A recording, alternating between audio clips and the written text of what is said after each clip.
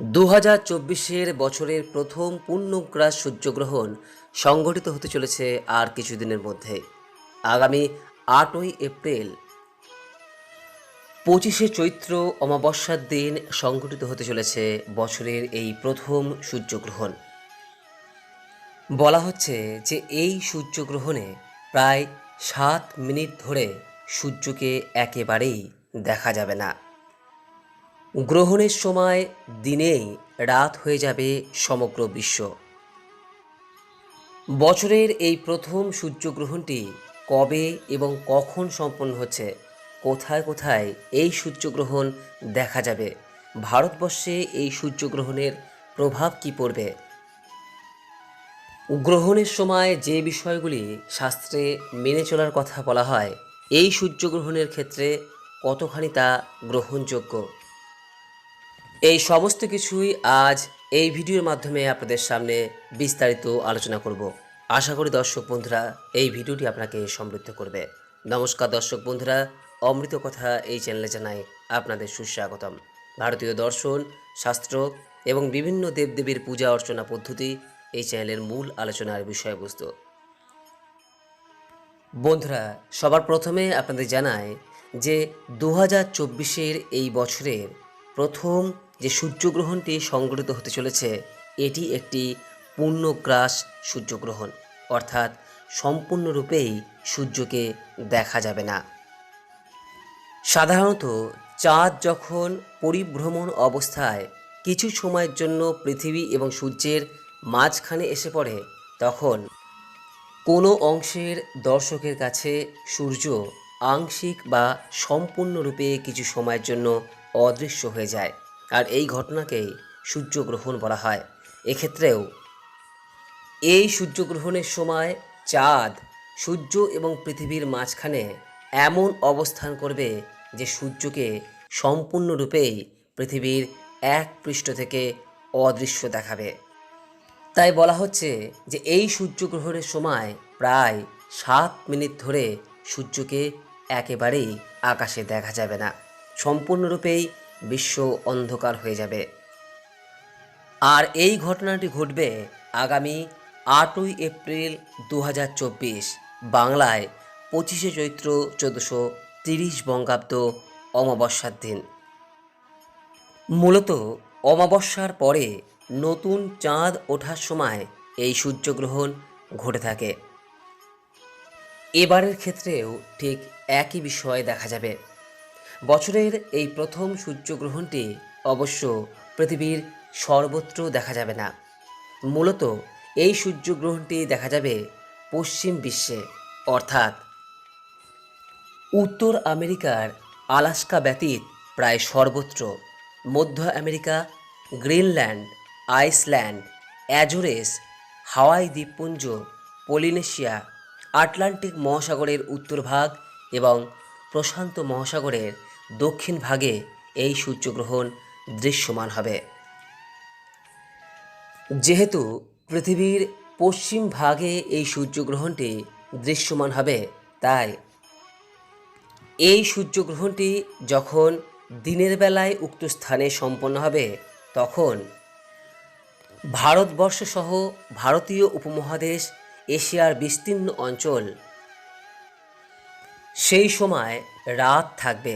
আর সেই কারণেই এই সূর্যগ্রহণটি আমাদের এখানে, অর্থাৎ ভারতীয় উপমহাদেশ সংলগ্ন অঞ্চলে, যেমন ভারত, বাংলাদেশ, পাকিস্তান, নেপাল, ভুটান প্রভৃতি অঞ্চলে রাতের বেলায় সূর্যগ্রহণটি সম্পন্ন হবে। এই গ্রহণ শুরু হবে ভারতীয় প্রমাণ সময় অনুযায়ী রাত্রি 9:12 থেকে। এই গ্রহণের পূর্ণগ্রাস আরম্ভ হবে রাত্রি 10:10 থেকে। গ্রহণের মধ্যকালীন স্থিতি থাকবে রাত্রি 11:47। পূর্ণগ্রাস সমাপ্ত হবে রাত্রি 1:25 এবং গ্রহণ মোক্ষ অর্থাৎ গ্রহণের সমাপ্তি হবে রাত্রি 2:22। এই গ্রহণের স্থিতি থাকবে 5 ঘন্টা 10 মিনিট। পূর্ণগ্রাসের স্থিতি থাকবে 3 ঘন্টা 15 মিনিট। বন্ধুরা, যেহেতু এই সূর্যগ্রহণটি আমাদের এখানে রাত্রিকালে সম্পন্ন হচ্ছে, তাই এই সূর্যগ্রহণটি আমাদের এখানে দেখা যাবে না। আর শাস্ত্র অনুসারে অদৃশ্য সূর্যগ্রহণের ক্ষেত্রে কোনো প্রকার বিধিনিষেধ নেই। অর্থাৎ যে সকল স্থানে সূর্যগ্রহণ দৃশ্যমান নয়, সেই সকল স্থানে সূর্যগ্রহণ সম্পর্কিত যে সকল বিষয় মেনে চলার কথা বলা হয়, সেই সকল বিষয়ের মান্যতার কোনো প্রকার প্রয়োজন নেই। এই বিষয়টি সাধারণ মানুষ, বাচ্চা, এমনকি গর্ভবতী মহিলাদের ক্ষেত্রেও প্রযোজ্য। তাই বন্ধুরা, যদি আপনি যে স্থানে অবস্থান করছেন সেই স্থানে যদি রাতের বেলায় সূর্যগ্রহণটি সংঘটিত হয়, অর্থাৎ সূর্যগ্রহণটি যদি আপনার স্থানে অদৃশ্য থাকে, তাহলে এই সূর্যগ্রহণের কোনো প্রকার বিধিনিষেধ মান্যতার প্রয়োজন নেই। তবে যে সকল স্থানে সূর্যগ্রহণটি দৃশ্যমান, সেই সকল স্থানে অবশ্যই সূর্যগ্রহণ সম্পর্কিত বিভিন্ন বিষয় মেনে চলা প্রয়োজন। এই সূর্যগ্রহণ ভারতবর্ষে অদৃশ্য হওয়ার কারণে অদৃশ্য গ্রহণে পাক পাত্র পরিত্যাগের কোনো প্রকার বিধিনিষেধ নেই। অর্থাৎ রান্না করা খাবার কখনোই ফেলে দেবেন না। সূর্যগ্রহণের যে সূতককাল, অর্থাৎ গ্রহণ শুরু হওয়ার 12 ঘন্টা আগের যে সময়কাল, সেই সূতককালও এই অদৃশ্য সূর্যগ্রহণের ক্ষেত্রে বৈধ নয়।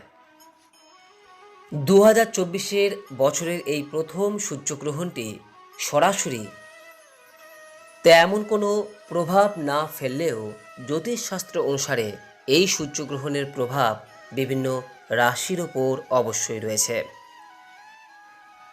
আমাদের যে 12টি রাশি রয়েছে, তার মধ্যে 5টি রাশির ওপর এই সূর্যগ্রহণের যথেষ্ট প্রভাব থাকছে। এই 5 রাশির জাতক জাতিকাদের সূর্যগ্রহণের সময় অবশ্যই সাবধান হওয়া দরকার। সবার প্রথমে যে রাশিটির কথা বলবো সেটি হলো মেষ রাশি। জ্যোতিষশাস্ত্র অনুসারে বছরের প্রথম সূর্যগ্রহণ মেষ রাশির জাতক জাতিকাদের জীবনে উত্থান পতন আনতে চলেছে। এই সময়ে এই রাশির জাতক জাতিকাদের কেরিয়ার সংক্রান্ত সমস্যার সম্মুখীন হতে হবে। একই সময়ে ব্যবসায় মন্দা দেখা দেবে। এর প্রভাব সরাসরি অর্থনৈতিক অবস্থার উপর পড়বে। দ্বিতীয় যে রাশির উপরে সূর্যগ্রহণের নেতিবাচক প্রভাব থাকছে সেটি হলো বৃশ্চিক রাশি। এই রাশির জাতক জাতিকাদের প্রেম জীবন এবং পারিবারিক জীবনে এই সূর্যগ্রহণের নেতিবাচক প্রভাব দৃশ্যমান হবে। এই সময়ে আটকে থাকা টাকা ফেরত আসতে দেরি হবে। একই সঙ্গে ব্যক্তিকে বিবাহিত জীবনে অনেক ধরনের সমস্যার সম্মুখীন হতে হবে। সঙ্গীর সঙ্গে তর্ক হতে পারে। তৃতীয়ত কন্যা রাশির ক্ষেত্রেও এই সূর্যগ্রহণে স্পষ্টভাবে প্রভাব দেখা যাবে। কন্যা রাশির জাতক জাতিকাদের আর্থিক অবস্থা খারাপ হতে পারে। ব্যবসায় বড় ক্ষতির আশঙ্কা আছে। সেই সঙ্গে কোনো বিষয় নিয়ে বড় ধরনের গণ্ডগোল হতে পারে। স্বাস্থ্য সংক্রান্ত সমস্যা থাকবে। চতুর্থত কুম্ভ রাশির ক্ষেত্রেও এই গ্রহণের নেতিবাচক প্রভাব দেখা যাবে। অশুভ প্রভাবের কারণে কর্মজীবনে অনেক সমস্যার সম্মুখীন হতে হবে। অফিসে সহকর্মীদের সঙ্গে ঝগড়া হতে পারে। পরিবারে মতভেদ হতে পারে। এবং সর্বশেষ ধনুরাশির ক্ষেত্রেও এই সূর্যগ্রহণের নেতিবাচক প্রভাবের কারণে অশান্তি হতে চলেছে। বিনিয়োগকৃত অর্থ নষ্ট হতে পারে। এই সময়ে ব্যবসায় ক্ষতি হতে পারে। পরিবার এবং আত্মীয়দের মধ্যে বিবাদ হতে পারে। এই কয়েকটি রাশির এই সূর্যগ্রহণের সময় অবশ্যই সাবধানতা অবলম্বন করা প্রয়োজন। আশা করি বছরের এই প্রথম সূর্যগ্রহণ সম্পর্কে বিস্তারিত ধারণা লাভ করতে পেরেছেন। এরপরও যদি এই সংক্রান্ত কোনোরূপ কোনো প্রশ্ন বা মতামত থাকে, নিজের কমেন্ট বক্সে অবশ্যই জানাবেন। সকলেই ভালো থাকুন, সুস্থ থাকুন এই কামনা করে আজকের মতো ভিডিওটি এখানেই শেষ করলাম। নমস্কার, ধন্যবাদ। ঈশ্বর আপনার মঙ্গল করুক।